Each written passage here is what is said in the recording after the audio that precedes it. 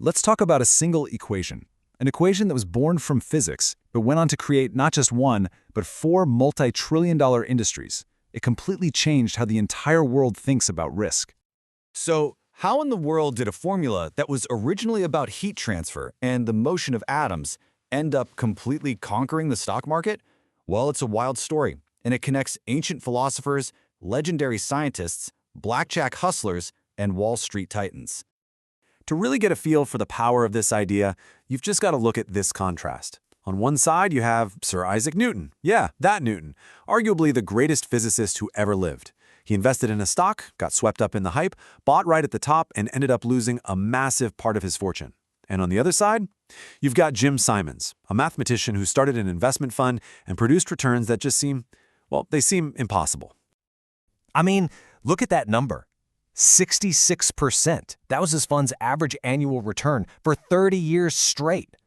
To put that into perspective, if you had put just $100 into his medallion fund back in 1988, it would be worth over $8 billion today. So what did Simons understand that a genius like Newton completely missed?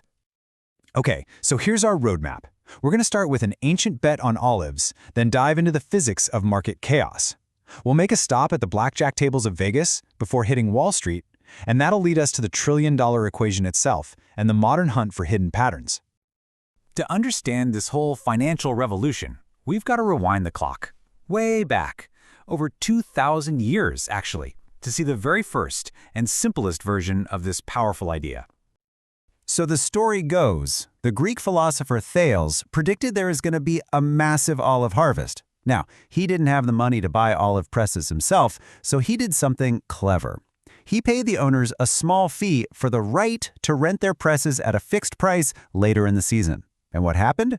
The harvest was huge, demand for presses went through the roof, and Thales exercised his right, renting the presses cheap and then leasing them out at the new, much higher market rate. He basically invented the financial option. And that little move he made, that's what we now call a call option. It's the right, and this is the crucial part, but not the obligation, to buy something at a set price in the future.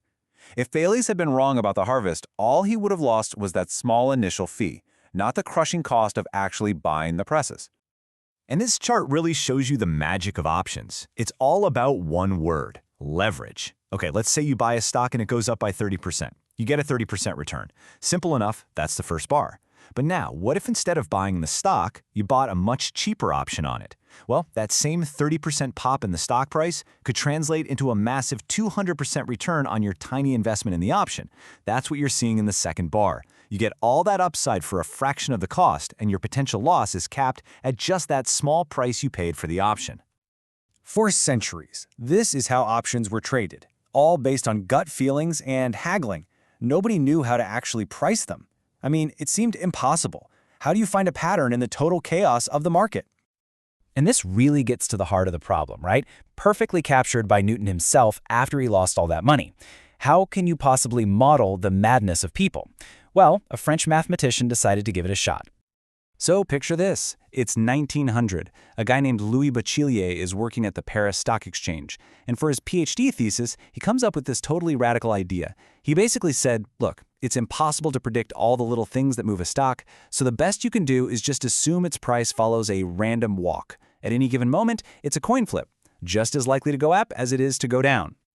Think of it like this Galton board right here. You see that? It's impossible to predict the path of any single ball. That's its random walk. But when you drop thousands of them, this beautiful, predictable pattern emerges every single time. A normal distribution, a bell curve. Bachelier's big idea was that even though a stock's price tomorrow is random, the range of all possible prices over time forms this exact same predictable pattern. Now, Bachelier's idea was mind-blowing, but it was all on paper, right? It was pure theory. It took another brilliant mind, someone from a completely different world, to figure out how to actually use these ideas to make money while taking on almost no risk. And in walks Ed Thorpe. This guy's a character. In the 1950s, he was a young physicist who figured out how to beat the casinos at blackjack. He invented card counting. He realized you could track the cards to know exactly when the odds tipped in your favor. And when the casinos eventually caught on, he took his winnings and his mindset to what he called the biggest casino on earth, the stock market. So what was Thorpe's big secret? It was something called dynamic hedging. He figured out that if you sell an option, you can perfectly cancel out the risk by buying or selling the stock it's based on at the same time. It's like a balancing act, and by constantly adjusting this balance, you could create a position where you make a steady profit whether the stock goes up or down. You're basically engineering the risk almost completely out of the system. Thorpe was actually doing this, making a killing, but he kept his formula under lock and key. The real game changer, the moment that blew the doors off everything, came in 1973. That's when two academics, Fisher-Black and Myron Scholes, along with Robert Merton, published the mathematical key to the whole kingdom. Their logic was it was beautiful. They said, okay, imagine you build one of Ed Thorpe's perfectly hedged, risk-free portfolios. In a fair market, what should that portfolio earn? Well, it should only earn the risk-free rate of return, the same thing you'd get from a super safe government bond. And why? Because you're not taking any risk. So if your hedged portfolio is earning more than that, it can only mean one thing. The option you're using must be mispriced. But the real breakthrough, the reason this changed the world, is that they turned this beautiful logic into an actual usable formula. For the first time ever, traders had a machine. They could just plug in the numbers, stock price, time, interest rates, whatever, and out would pop the correct fair price for any option on the planet. And the impact was, it was immediate. It was explosive. The very same year the paper was published, the first modern options exchange opened its doors in Chicago. Within just 2 years, traders everywhere had this formula programmed into their calculators. The idea went from an obscure academic paper to a Nobel Prize and a multi-trillion-dollar industry in what felt like the blink of an eye. But here's the thing about Wall Street. Once a secret is out, the easy money disappears, fast. So the new frontier became a hunt for tiny, hidden patterns in the market that nobody else could see. And this brings us right back to where we started, with our genius mathematician, Jim Simons. See, Simons did something different. He didn't hire Wall Street guys. He hired physicists, astronomers, and code breakers, people who knew nothing about finance but were experts at one thing, finding faint signals in a mountain of noisy data. They used incredible computing power and complex techniques like hidden Markov models to find these tiny fleeting patterns in the market that were totally invisible to the human eye, and then they would trade on them. And because of these kinds of quantitative strategies, the market for what we call derivatives, financial instruments like options whose value is derived from something else, it has just exploded. The total value is almost hard to comprehend. We're talking hundreds of trillions of dollars, many times larger than the value of all the stocks on Earth combined. But at the end of the day, these incredibly powerful tools are really a double-edged sword.